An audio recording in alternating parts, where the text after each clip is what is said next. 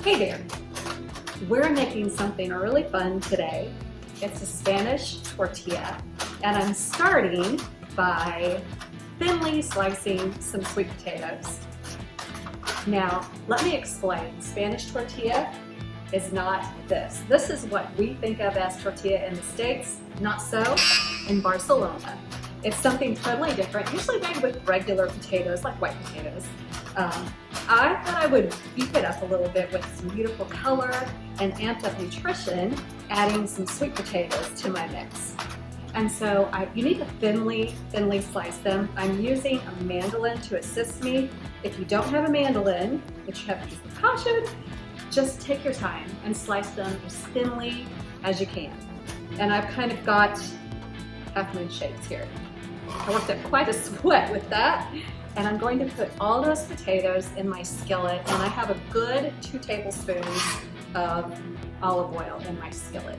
Now in Spain, when they make tortilla, they use about a gallon of stuff. Now I'm exaggerating, but they use a huge amount, almost filling the pan halfway up with olive oil. And they cook it and submerge it in this olive oil and make sure it's all nice and toasty. And then flip it and get it flipped on the other side, and it's potato and egg. So how did I come across this? A couple of years ago, it's actually been more than that by now, time flies when you're having fun, Tim and I were in Barcelona. And instead of having hotel breakfast, we wanted to eat like a local. So we stepped outside of our hotel, which was serving Americanized breakfast, and watched to see where the locals were going. They were going to this cute cafe just like a couple of blocks from our hotel. So we went there, and then we went there every morning that we were in Barcelona because it was so much fun. Really, what they had there was tortilla and pastries and juice and coffee and beer. That was the selection, and that was what we saw the same people go there every single day, which was kind of cool. And the tortillas that they had were usually a couple of different selections. You could either get like plain with egg and potato, or you could get something a little more adventurous. Sometimes they put sun-dried tomatoes in them. Sometimes they would put roasted red peppers, or spinach was a good one. But just to try the tortilla, and they were huge. I mean, big, thick pieces.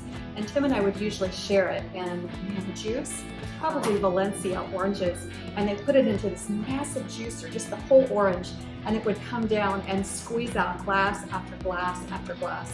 And that was one person's task. Every morning, he was the one that was just sitting there feeding the juicer and giving people their glasses of juice, which was so fabulously wonderful.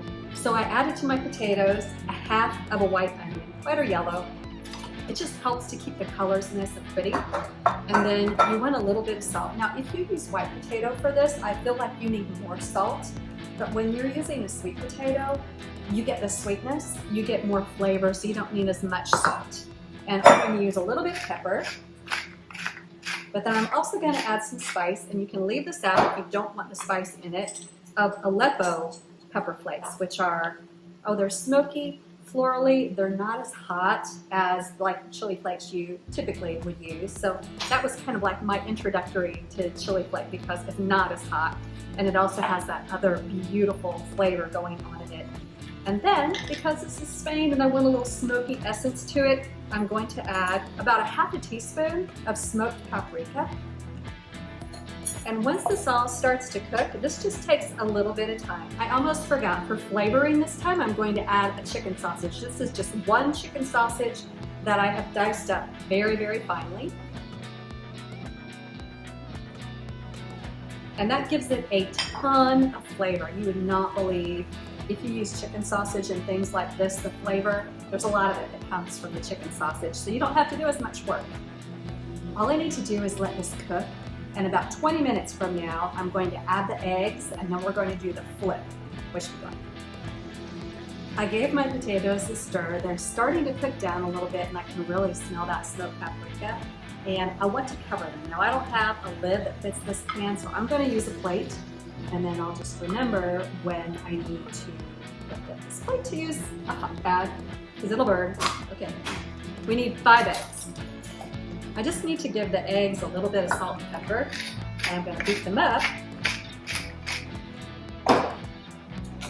And then after my potatoes have cooked another 15 minutes, then I'm going to add the eggs, which is going to bind everything together. Look how golden these eggs. I've been buying pasture-raised eggs, and man, the yolks are lovely. This has been about 15 minutes, and steam. Oh, that looks so good. Oh, and yeah, those are nice and tender, which is what I wanted. All right, now I'm gonna take all these sweet potatoes and the onions, and that smoked paprika smells so good, and I'm just going to put them into the eggs that I whipped up. It's gonna start cooking those eggs right away, you know it will. And we're gonna give them a little toss.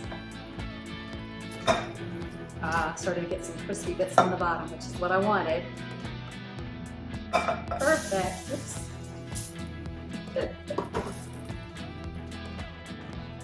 Just a tiny bit more salt and pepper. And I want to add more olive oil to my pan because I want to make sure this is going to come out very easily. So I'm going to give this a nice mix. These eggs are almost as golden as the sweet potatoes. This is going to be gorgeous.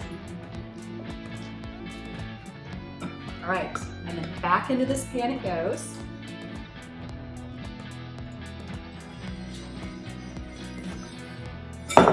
Smooth it out.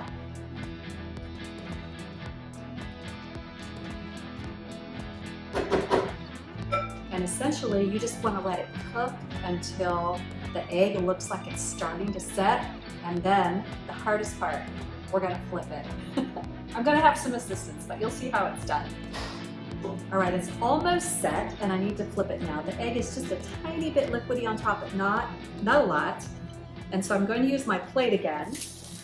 Flip it over very carefully. Flip it. Whoa. Oh my goodness. Look at that. Whoa. Then I'm just going to slide it back into my skillet for a couple minutes more. Wow. Nestle it back in there. Oh, this is gorgeous. Gorgeous, gorgeous. All right, all it needs to do is set on that side, and then we're going to turn it out and serve it. This is going to be really good. I'm really excited. This is done. We're going to give it a little jiggle. I like to use a nonstick for this just to kind of give me a fighting chance of getting this out of the skillet, which it did. This is a beautiful golden set. Typically, you want to let it rest. You can eat tortilla hot or cold, but I'm just going to cut myself a little piece and give it a taste. Look at that. All those steamy layers with the onion, the potato, the little bits of sausage. That's glorious. Nice.